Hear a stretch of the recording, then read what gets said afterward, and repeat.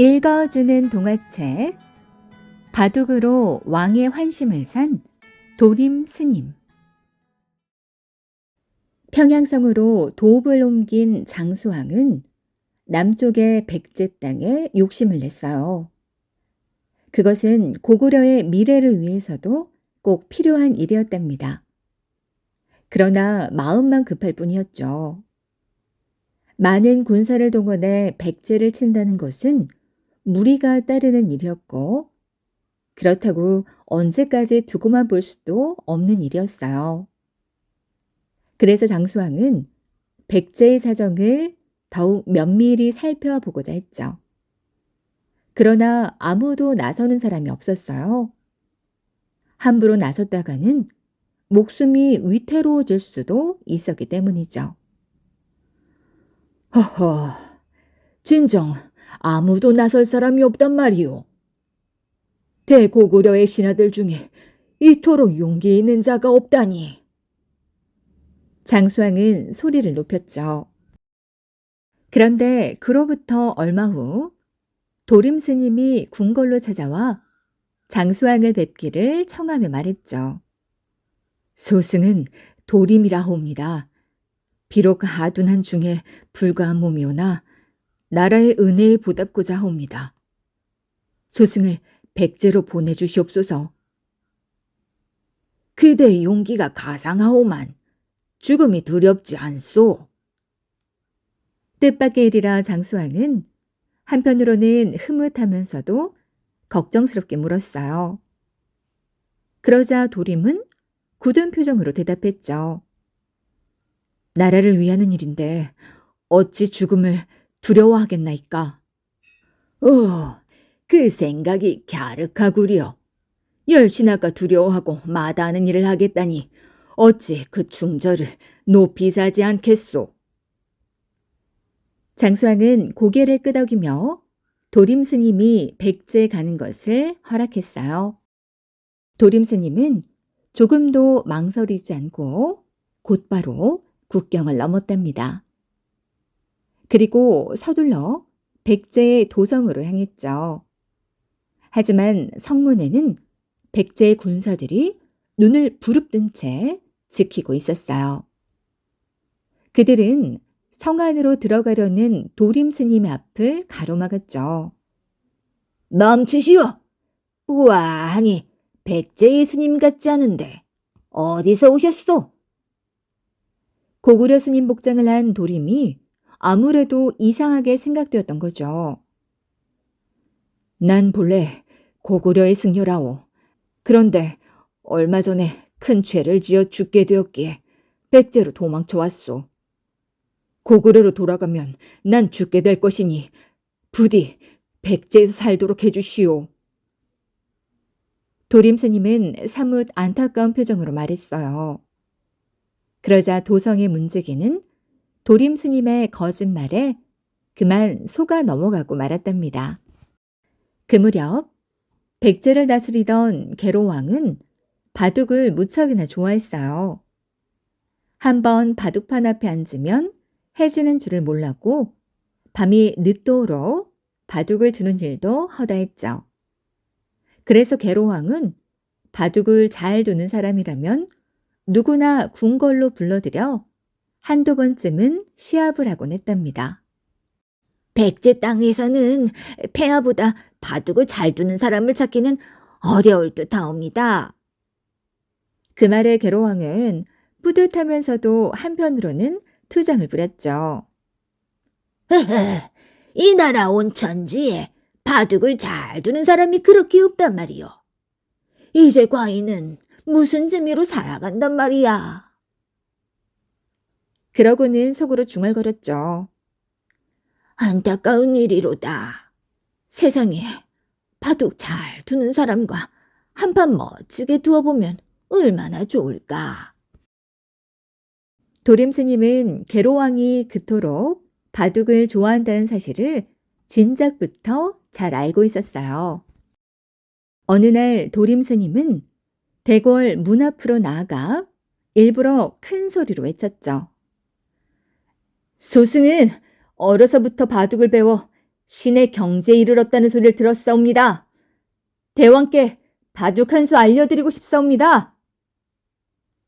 소란을 피우자 신하가 놀라 뛰어나왔어요. 여기가 어디라고 함부로 입을 놀리시오. 신하는 도림 스님에게 호통을 쳤죠. 그러면서도 신하는 바둑이 신의 경지에 이르렀다는 말에 귀가 솔깃하여 도림 스님을 조용한 방으로 따로 불렀답니다. 스님께서 바둑 실력이 그토록 뛰어나다고 하셨는데 그 말이 사실이요? 스승을 한번 시험해 보소서. 그 말을 듣자마자 신하는 바둑판을 가져와 도림 스님과 바둑을 한 판 두었어요. 과연 거짓이 아니었죠. 바둑에는 꽤나 자신 있었던 신하는 스님의 실력이 보통이 아님을 알았답니다. 신하는 곧 계로왕에게 달려가 도림 스님에 대한 이야기를 아뢰었죠. 그러자 계로왕은 서둘러 도림 스님을 궁궐로 들게 했어요. 도림 스님은 곧 신하의 안내를 받아 계로왕 앞으로 나왔답니다. 스님의 실력이 놀랍다고 들었소. 우선 바둑부터 한 판 두어봅시다. 계로왕은 곧바로 도림 스님과 바둑을 두기 시작했는데 과연 지금까지 못 보던 실력이었어요. 과연 스님의 실력이 보통이 아니요. 비로소 나의 마술을 찾은 듯하오. 계로왕은 아주 흡족했죠. 그날부터 도림 스님은 계로왕의 귀한 손님이 되었답니다. 매일 왕과 바둑을 두는 일이 도림 스님의 일과였죠. 그 덕분에 도림 스님에 대한 왕의 믿음도 날이 갈수록 커져갔답니다. 그러던 어느 날이었어요. 도림 스님은 주위의 신하들이 모두 물러간 것을 확인한 후 조심스럽게 입을 열었죠. 긴히 드릴 말씀이 있사옵니다. 무슨 말이요? 어서 해보. 계로왕은 바둑판에서 눈을 떼지 않고 대답했죠. 소승은 백제 사람이 아닌데도 대왕께 큰 은혜를 입어 몸둘 바를 모르겠사옵니다. 그럼에도 소승은 겨우 바둑을 두는 한 가지 기술로 그 은혜를 보답할 뿐 털끝만한 도움도 드리지 못하였사옵니다. 그래서 한 말씀 드리려 하는데 괜찮겠사옵니까? 무슨 말인데 그토록 뜸을 들이시오. 만일 나라에 이익이 되는 말이라면 그대에게도 좋을 것이요. 계로왕의 말에 도림 스님은 마음속 깊은 곳에 묻어두었던 말을 꺼냈어요. 소신이 살펴보았는데 백제는 사방이 모두 산과 강과 바다로 둘러싸여 있사옵니다. 그런 이유로 이웃 나라들이 감히 엿볼 생각을 하지 못하고 섬기기만 하여 왔사옵니다. 옳은 말이요. 그래서 나라가 편안하고 백성들이 마음 놓고 살 수 있는 것이 아닌가. 그래서 드리는 말씀이옵니다. 나라가 편안해지고 백성들이 마음 놓고 살 수 있다면 이제 대왕의 이름을 높이셔야 할 때옵니다. 그 말에 계로왕이 고개를 들어 도림 스님을 바라보았죠. 그게 무슨 말이요? 보시옵소서. 성곽과 궁궐은 수리되지 않은 채 그대로 있고 선왕의 뼈는 들판에 묻혀 있나이다. 어디 그뿐이옵니까? 백성들의 집은 수시로 흐르는 물에도 쉽게 무너지니 이 모든 것이 대왕의 위엄이 없음이옵니다. 그렇구려.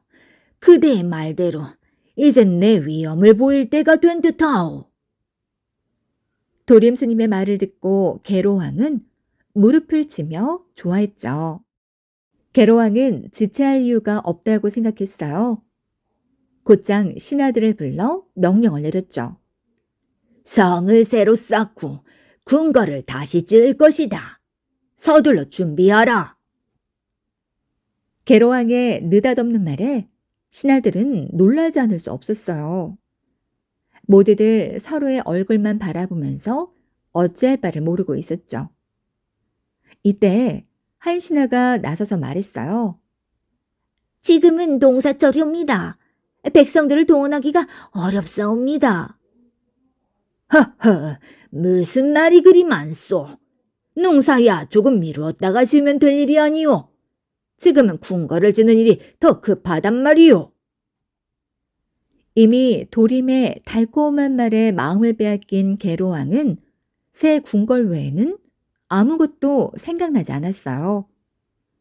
서둘러 궁궐을 짓고 싶을 뿐이었죠. 결국 그로부터 얼마 후 백제의 백성들은 영문도 모른 채 끌려나와 나라에서 시키는 대로 성을 쌓고 궁궐을 지어야만 했답니다. 하지만 불평이 대단했죠. 그들은 저마다 불만의 목소리를 높였어요. 농사철에 농사를 안 지면 나중에 뭘 먹고 살지? 하지만 게로왕은 백성의 원성에는 아랑곳하지 않고 궁궐 지는 일을 도촉했죠. 그런 덕분에 시간이 지나면서 성곽은 반듯해졌고 궁궐은 화려하고 멋진 모습으로 바뀌어 갔답니다. 보시옵소서, 궁궐이 화려해지니 대왕의 위엄도 한결 높아지는 듯하옵니다. 지금 보니 그렇소. 왜 미처 그런 생각을 못했는지 모르겠어. 도림 스님이 부추기자 게로왕은 뿌듯해하며 맞장구 쳤어요. 그러더니 왕은 신하를 불러 또 다른 명령을 내렸죠. 선왕의 묘소도 다시 손볼 것이다. 웅리아에서 큰 돌을 가져다가 곽을 만들어 쓰도록 해라. 그뿐만 아니라 강을 따라 긴 뚝을 쌓는데도 백성들을 동원하도록 했죠.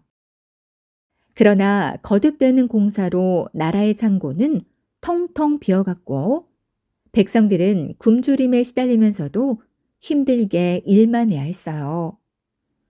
농사를 짓지 못한 들판에는 잡초가 수북하게 자랐고 그만큼 백성들의 원성도 커져만 갔답니다. 궁궐만 번듯하게 지면 뭐하나. 그러게 말세. 백성들은 굶주려서 지쳐있는데. 신하들 중에도 나라의 앞날을 걱정하는 이들이 늘어갔어요. 큰일이로다. 나라의 창고는 비었고 백성들은 굶주리니 나라가 위태롭도다. 이럴 때 외적의 침입이라도 받게 되면 어찌 나라가 온전하겠는가. 그렇게 백성들과 신하들의 씨름이 깊어질 무렵 게로왕은 깜짝 놀랄 만한 보고를 받게 되었죠. 승려 도림이 고구려로 도망쳤사옵니다. 뒤늦게 한 사실이온데 실은 도림이 고구려의 세작이었다옵니다. 그게 무슨 말이요? 도림이 고구려의 접자였다니. 게로왕은 뒤늦게 자신의 어리석음을 깨달았지만 이미 때는 늦어 있었어요. 분해서 가슴을 치며 발을 굴렀지만 소용없는 일이었죠. 그 시간 고구려로 돌아온 도림 스님은 이미 장수왕 앞에 서서 그간 백제의 사정을 낱낱이 아뢰고 있었어요. 이제 때가 왔사옵니다. 백제는 지금 쇠약해질 대로 쇠약해져 있사옵니다. 백성의 원성이 하늘을 찌르니 아무도 백제의 왕을 따르지 않을 것이옵니다. 장수왕은 머뭇거릴 이유가 없었어요. 그는 즉시 신하들에게 명령을 내렸죠. 군사를 정비하라. 백제를 칠 것이다. 고구려가 쳐들어온다는 소문은 삽시간에 온 백제에 퍼졌죠.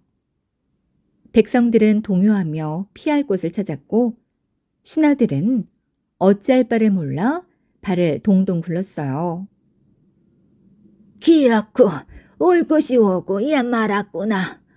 이제 백제의 운명은 어찌 된단 말인가. 고심을 거듭하던 게로왕은 태자 문주를 불렀죠. 내가 어리석어 간사한 도림의 말을 믿어 나라를 망쳐 놓았구나. 군사들은 지치고 백성들은 굶주리고 있으니 그 누가 나를 위해 싸우겠느냐. 나는 이곳에서 싸우다 죽을 것이니 너는 이곳을 피하여 백제의 맥을 잇도록 하여라. 그럴 수는 없나이다. 소자도 같이 싸우다 죽겠나이다. 태자는 목을 놓아 부르짖었어요. 그러나 계로왕의 결심은 완고했죠. 하는 수 없이 태자는 계로왕 앞에 작별의 인사를 올려야 했답니다.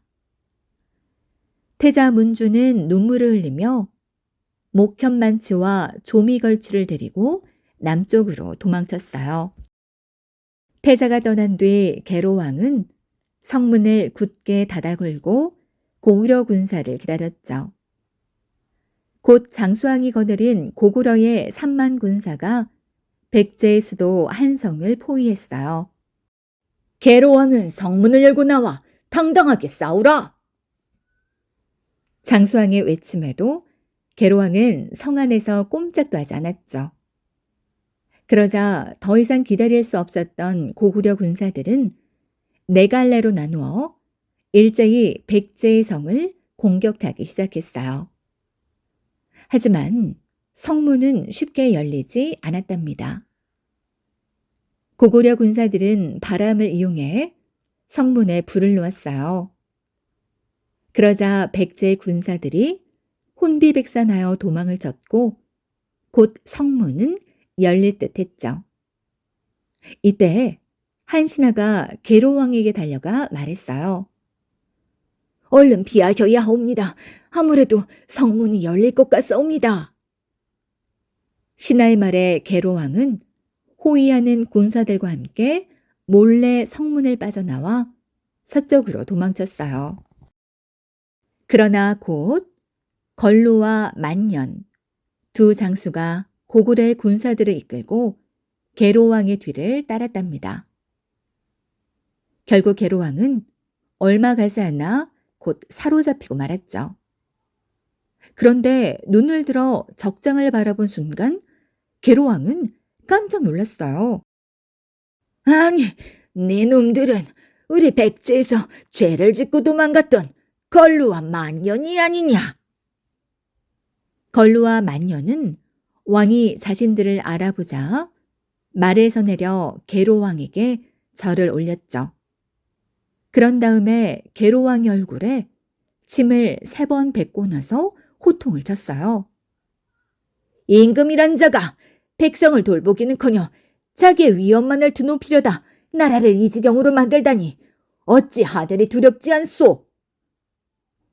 걸루와 만년은 계로왕을 아차산성 아래까지 끌고 가 칼로 목을 베었답니다. 결국 백제의 수도인 한성은 고구려에 함락당하고 그 기세에 눌린 태자 문주는 백제의 수도를 한성에서 웅진으로 옮겨야 했답니다.